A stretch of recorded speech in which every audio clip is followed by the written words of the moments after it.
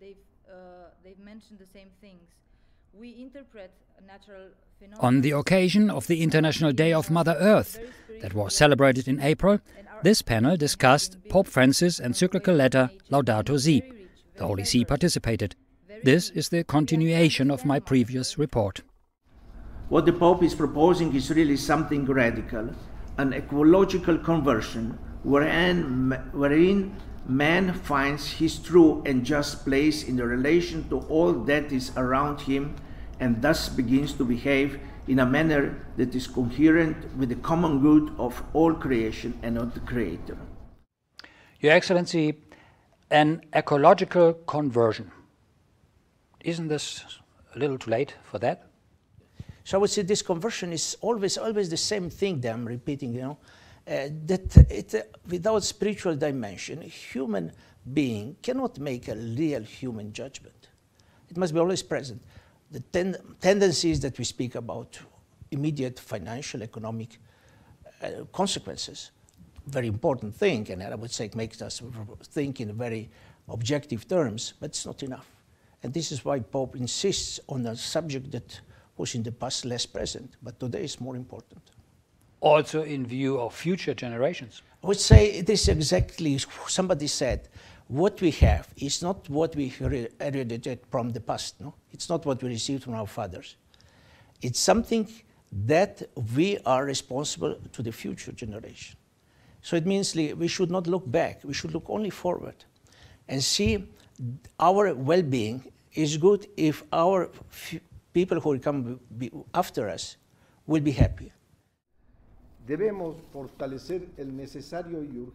must strengthen the necessary and urgent understanding between the different existing visions and especially learn from the good practices and traditional knowledge of indigenous peoples and local communities, as well as those of peasants and other people engaged in agriculture, ranching, grazing, fishing and forestry.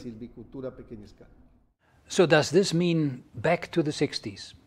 I would say we have to understand that if we have people, let's say, speaking in the name of the peasants of Latin America, and especially peasants who are living on sustainable, self-sustainable agriculture, yes, certainly they live, this means staying in touch with the earth is a part of their living.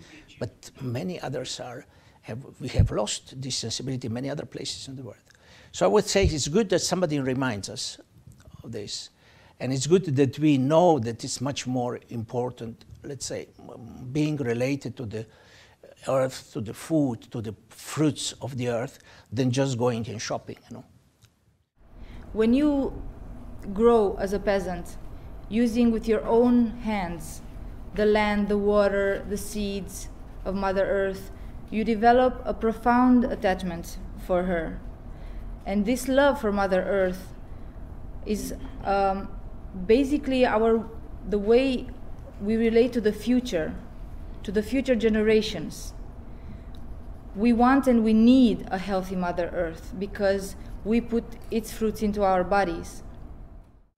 So talking about the fruits of the earth here, because in the end we put the fruits of the earth into our bodies, and I think this applies not only physically the fruit of the earth, but also spiritually the fruits of society, media, etc. They we put into our brains, minds, and so forth, right?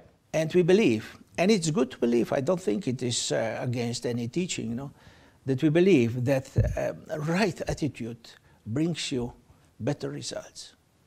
There's a saying, in a healthy body lives a healthy soul. And even that, Yossi said, is even better.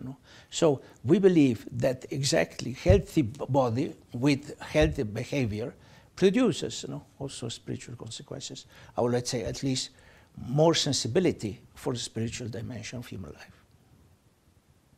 Thank you, Your Excellency, for the interview. Thank you. Referring to Laudato Si, the panel presented the concept of harmony with nature, an opportunity for all of us to understand the interdependence between human beings and other living species on the planet that we all inhabit.